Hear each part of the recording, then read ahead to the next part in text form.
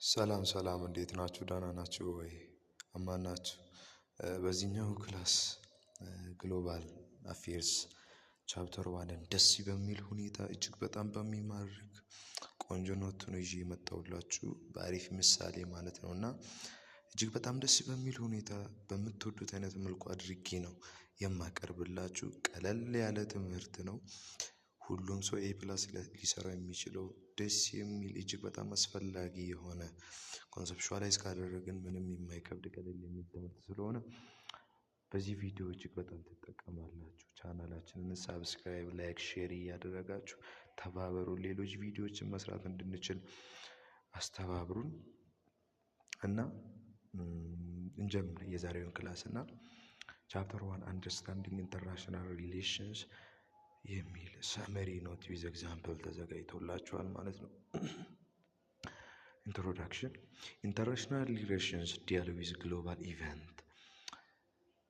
ከመነሻው ስንነሳ ኢንተርናሽናል ሪሌሽን ምንድን ነው የሚለውን በትክክል ኮንሰፕቹዋላይዝ እናድርግ። ኢንተርናሽናል ሪሌሽን ሲባል አይምሯችሁ ውስጥ የሚመጣው ምንድን ነው?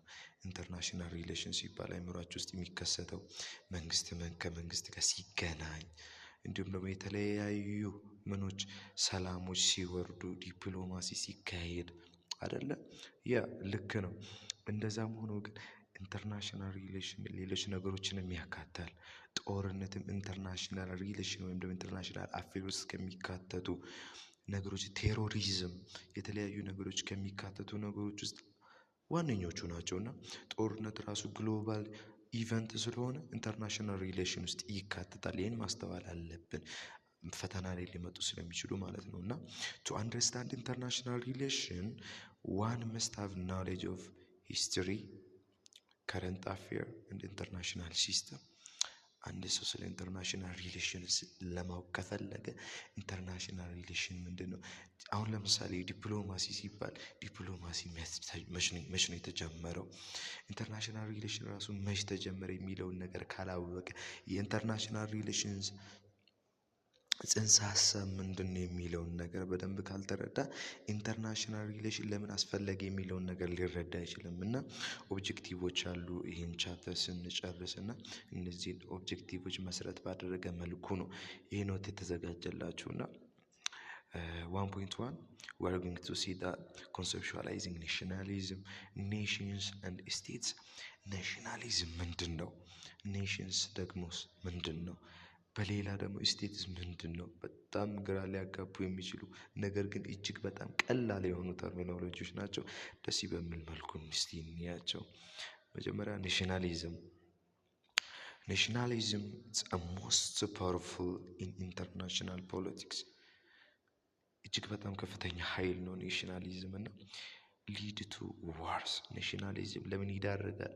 ለጦርነት፣ ለሪቮሉሽን፣ ፎርሜሽን ኦፍ ኒው ስቴት። በመሰረቱ ስቴት ፎርሚድ የሚሆነው ከናሽናሊዝም የተነሳ ነው። በሰዎች ዘንድ በህዝብ ዘንድ ናሽናሊዝም የሚለው ሀሳብ ከገባ ኒው ስቴት ኢመርጅ ለማድረግ ሀሳቡ በዚያው በኩል ይመጣል ማለት ነው። ናሽናሊዝም ማለት ኔሽን እንደምን ኔሽን ራሱን በራሱ ያስተዳድር። ለምሳሌ በድሮ ጊዜ ፊውዳል ስቴት የሚባሉ ነበሩ። እንዲሁም በሃይማኖት ተቋም መሪዎች አማካኝነት ሀገራቶች ይተዳደሩ ነበር። እንዲሁም ደግሞ በሆነ አካባቢ እጅግ በጣም ከፍተኛ የሆኑ ትልቅ ገንዘብ ያላቸው ሰዎች የሚያስተዳድሩበት ጊዜ ነበረ፣ ቀረጥ እየቆረጡና ያ ፊውዳል ስቴት የምንለው የዚያ ጊዜ አይነት አለና ያ ጊዜ ከኔሽናሊዝም የራቀ ጊዜ ነበረ። ናሽናሊዝም የሚባለው ሀሳብ ይዛል አልነበረም። ፊውዳሊዝም የሚባለው አሰራር የነበረበት ጊዜ ነው እና ሀገራቶች ከፊውዳሊዝም ከሚባለው ከዚህኛው አገዛዝ ወጥተው ናሽናሊዝም ሰዎች በተወሰኑ ሰዎች ሳይሆን ራሱን በቻለ መንግስት ምን የሚል ሀሳብ ስቴት የሚል ሀሳብ ኢመርጅ እንዲያደርግ ፈልገው ማለት ነው። እና የሆነ ሀገር የራሱ ቴሪቶሪ ያለው የራሱ ገቨርንመንት ይኖር፣ ሁሉም በአንድ መንግስት ይተዳደር እንጂ በሆነ አካባቢ ነጋዴዎች እንዲሁም ደግሞ የሃይማኖት ተቋም መሪዎች ፖፖች የምንላቸው እነዚህ ማለት ነው በእነሱ መተዳደር የለባትም። የሃይማኖት ጉዳይና የሀገር ነገር አንድ ላይ መገናኘት የለበትም የሚል ሀሳብን የሚይዝ ትልቅ ፎርስ ነው ምን ኔሽናሊዝም you have to know it ማለት ነውና መረዳት አለባችሁ ምን እንደሆነ። ሌላው ኔሽን ቨርሰስ ስቴት፣ ኔሽን ምንድነው እንዲሁም ደግሞ ስቴትስ ምንድነው የሚለውን ሀሳብ ነው የምናወራውና ኔሽን ማለት people with shared identity culture language እና ኔሽን ማለት የራሳቸው ቋንቋ፣ የራሳቸው ባህል፣ የራሳቸው ወግ፣ የራሳቸው ልማድ፣ የራሳቸው እምነት ያላቸው ሰዎች ኤዘር ተመሳሳይ ሊሆን ይችላል እጅግ በጣም የሚቀራረብ የባህል አይነት ያላቸው የራሳቸው ቋንቋ ያላቸው ማህበረሰቦች ሰብሰብ ብሎ በሚኖሩበት ጊዜ we call them nation ብለን እንጠራቸዋለን ማለት ነውና። ሌላው ስቴት ነው። ስቴት it's differ from nation፣ ከኔሽን ይለያል። እንዴት ነው የሚለየው ካላችሁኝ ስቴት it has its own geographical territory or its geographical entity ማለት ነው። የራሱ የሆነ geographical entity ያለው and it has its own government፣ ያንን ቴሪቶሪ ያንን ጂኦግራፊካል ኤሪያ የሚያስተዳድረው አካል አለ። ኔሽንስ ላይ ሊኖርም ላይኖርም ይችላል። አብዛኛውን ጊዜ አይኖሩም ኔሽን ላይ ማለት ነው። ኔሽኖች የራሳቸው ምን አይኖራቸውም፣ አብዛኛውን ጊዜ ገቨርንመንት አይኖራቸውም። ግን የራሳቸው ባህል አላቸው፣ የራሳቸው ቋንቋ፣ ወግ፣ ልማድ አላቸው። ተቻችሎ ይኖራሉ። የሚያስተዳድራቸው መንግስት የለም።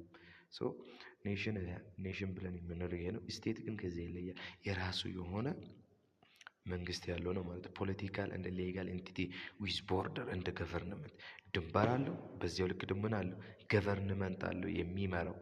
ያ ገቨርንመንት የቱን ቦታ ነው የሚያስተዳድረው? ይህንን የተከለለውን ቦታ ብቻ ከራሱ ወጥቶ ሌሎች ስቴቶችን ሊያስተዳድር አይችልም ማለት ነው።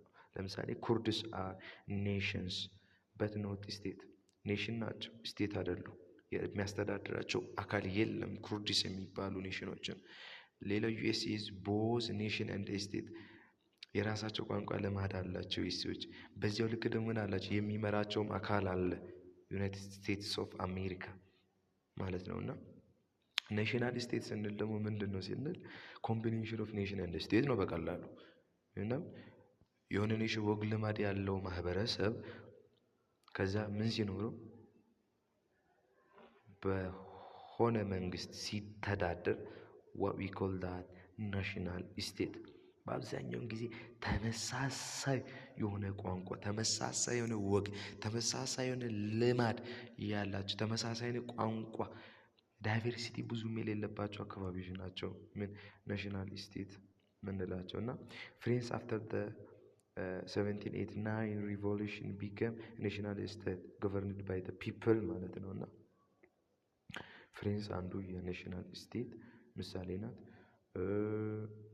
ዩኤስኤም እንደዛው ብዙ ምሳሌዎችን ልናይ እንችላለን። ጎግል እያደረጋችሁ በደንብ ኮንሰፕሽናላይዝ አድርጉት። ሌላው 1.2 አንደርስታንዲንግ ኢንተርናሽናል ሪሌሽን ይላል። ኢንተርናሽናል ሪሌሽን ስቴትስ ኢንተራክሽን ቢትዊን ስቴት ኤንድ ነን ስቴት አክሮስ ቦርደርስ ማለት ነው። ኢንተርናሽናል ሪሌሽን የምንለው በማንና በማን መካከል የሚኖር ነው? በስቴቶች እና እንዲሁም ደግሞ በነን ስቴት አክሮስ ቦርደር ማለት ነውና ስቴት ስንል ሀገራቶች ሲገናኙ ነው። ነን ስቴት ስንል ደግሞ የተለያዩ ድርጅቶች አሉና መልቲኔሽናል ኮርፖሬሽንስ የምንላቸው በኋላ ላይ የምናያቸውና እነዚህ እርስ በርስ የሚያደርጉት ግንኙነት የሚያደርጉበት የንግድ ልውውጥ ሊሆን ይችላል፣ የጦር መሳሪያ ሽያጭ ሊሆን ይችላል፣ የተለያዩ የምግብ እንዲሁም ደግሞ የተለያዩ ከአንድ ሀገር ወደ ሌላ ሀገር የሚደረጉ ግንኙነቶች ሁሉ ምን ይባላል ኢንተርናሽናል ሪሌሽንስ ነው የሚባለው። እና በስቴት ሊሆን ይችላል በነን ስቴት በሆኑ ድርጅቶችም ማለት ነውና ሞደርን ኢንተርናሽናል ሪሌሽን ኢንክሉድ ኢሹ ላይክ ግሎባል ዋርሚንግ የዓለም ሙቀት መጨመርን የሚመሳሰሉ ኢቨንቶች፣ ቴሮሪዝምን፣ ንግድን የሚመሳሰሉ ነገሮች እነዚህ ምን ሞደርን የሆነ ዘመናዊ ኢንተርናል ሪሌሽን የሚያካታቸው ነገሮች ናቸው ማለት ነው። ምሳሌ ፓሪስ ክላይሜት አግሪመንት ሾው ኢንተርናሽናል ኮኦፕሬሽን ኦን ክላይሜት ቼንጅ ፓሪስ ላይ የተካሄደው ክላይሜት አግሪመንት ኢንተርናሽናል ሪሌሽንን አጉልቶ የሚያሳይ ነው ማለት ነው። እና there is two terminologies that we have to know: domestic and international politics. Country like Russia, Ukraine cannot be forced into peace, no global policy. እና እዚች ጋር ዴፊኒሽኑን አላስቀመጥኩላችሁ።